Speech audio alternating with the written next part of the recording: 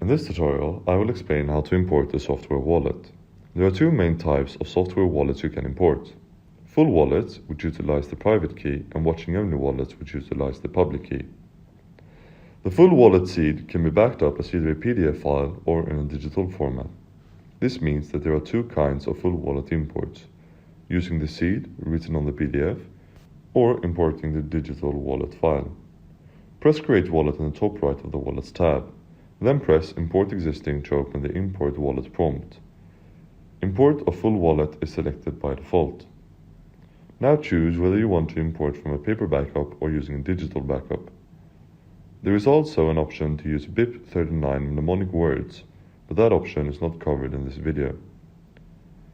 If your backup is a paper backup, then paste the two lines into the dialog window and then press Import. If the backup is digital, then press Digital Backup and select which wallet file you wish to use. After you've pressed Import, you will be asked to choose a name for the wallet.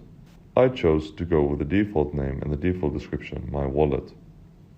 You can manage multiple wallets in the terminal, but only the primary wallet will be able to access trading.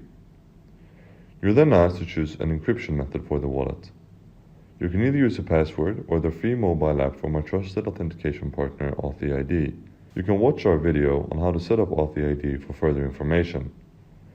The wallet should now show up in the wallet list.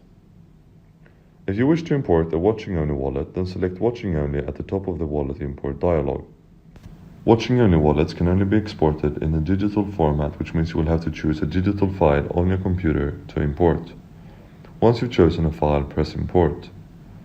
Importing watching-only wallets doesn't require setting up a password. The wallet should now show up in your wallet list.